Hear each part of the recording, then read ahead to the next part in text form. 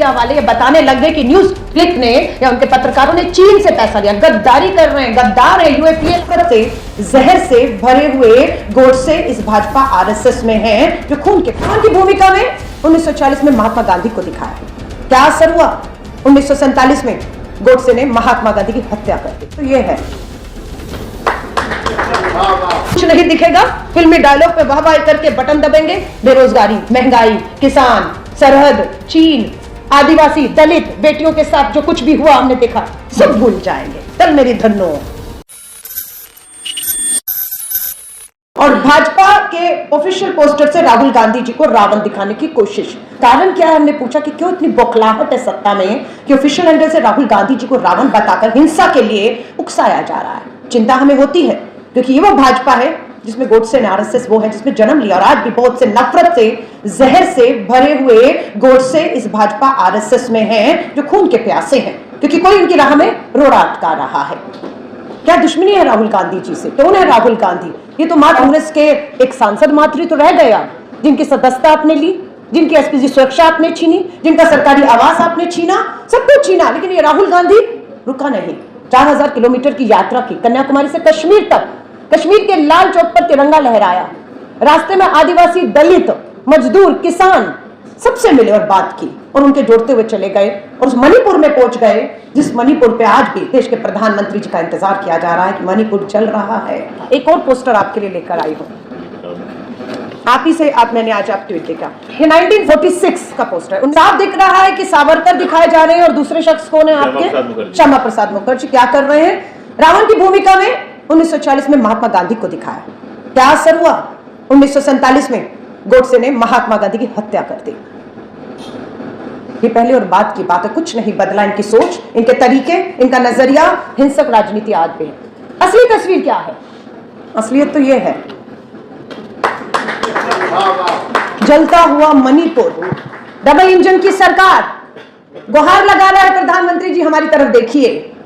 आदिवासी बेटियों को नग्न करके पुलिस थाने से खींचा जाता है, सामूहिक बलात्कार होता है। प्रधानमंत्री जी कहते हैं, लाइन भाजपाइयों को, गोदी मीडिया को मिल गई कि छत्तीसगढ़ और राजस्थान में भी तो ऐसा होता है। बात खत्म करते। आज भी मणिपुर इंतजार कर रहे हैं प्रधानमंत्री जी, राजस्थान जा रहे हैं, मध्य प्रदेश, छत्तीसगढ़, चुनाव है, वोट चाहिए, हमने तो वोट दे दिया, डबल इंजन की सरकार बना दी, हमारा क्या कसूर है? और इस मणिपुर में राहुल गांधी जाने की हिम्मत करते हैं, इसीलिए राहुल गांधी भाजपा के लिए बौखलाहट का एक तरीका है। राहुल गांधी जी का मामला है, कांग्रेस का गांधी परिवार को, बापू को गालियां पड़ रही है, नेहरू को गाली पड़ रही है, अंदरूनी मामला कांग्रेस निपट लेगी, ये तो राजनीति है। लेकिन क्या मैं पूछती हूँ, ये हमला कांग्रेस मुक्त तक रहा, कांग्रेस तक रहा, गांधी परिवार राहुल गांधी तक रहा?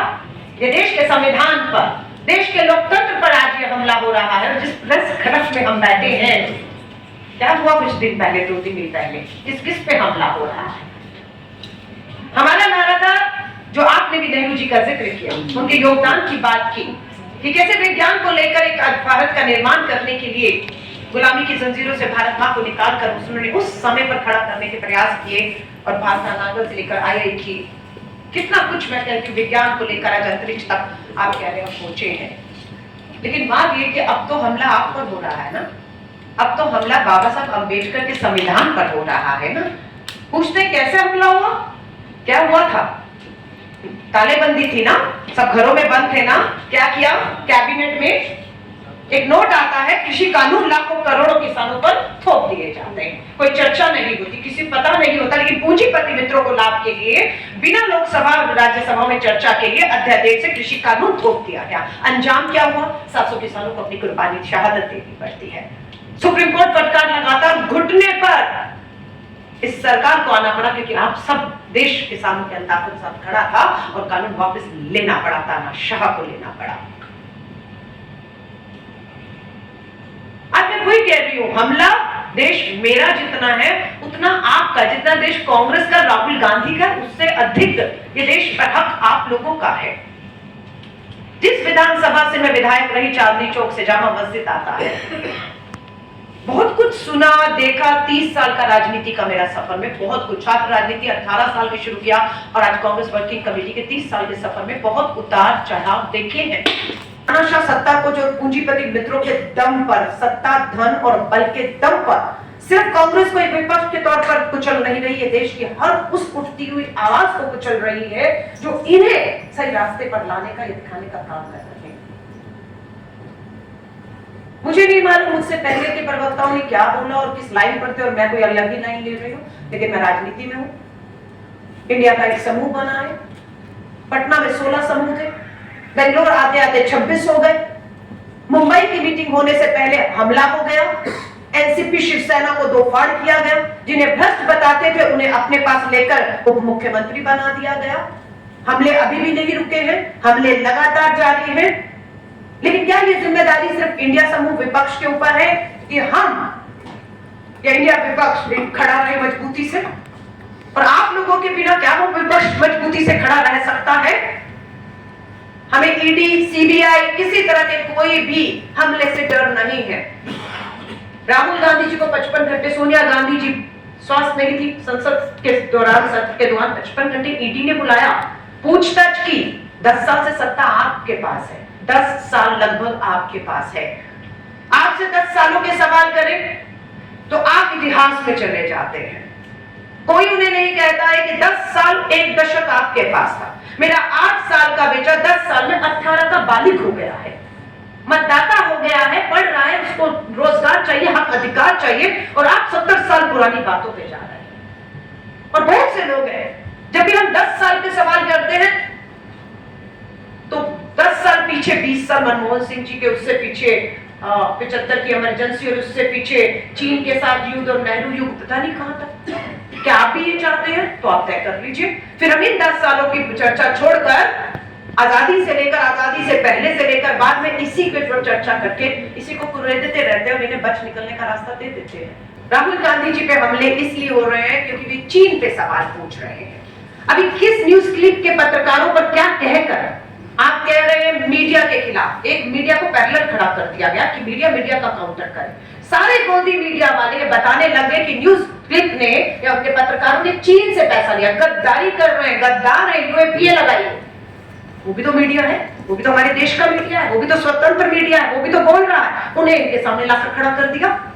किसान आंदोलन में किसानों को लाकर खड़ा कर दिया, ये तो किसान है ही नहीं है, ये तो खालिस्तानी है, ये तो इसके समर्थक है, उसके समर्थक है, लेफ्टिस्ट है, कुछ भी। तो अब हो गया है कि पत्रकारों को पत्रकारों से बिचाई भड़वाइए, एक विचार को दूसरे विचार से, एक धर्म को दूसरे विचार से लड़वा दीजिए। राहुल गांधी जी का हमें मालूम है और गलती हमारी भी थी। जब राहुल गांधी जी पर लगातार हमले हो रहे थे, क्योंकि वही एक मजबूत चेहरा हमारा राष्ट्रीय अध्यक्ष भी थे, और उन पर लगातार अटैक हो रहे थे, देश से साथ नहीं मिल रहा था, मीडिया से साथ नहीं मिल रहा था। आज जो पॉलिटिक्स जो ये कार्यक्रम कर रहे हैं, इस तरह के मंच हमारे लिए उपलब्ध नहीं थे, अकेले लड़ाई लड़ते रहे।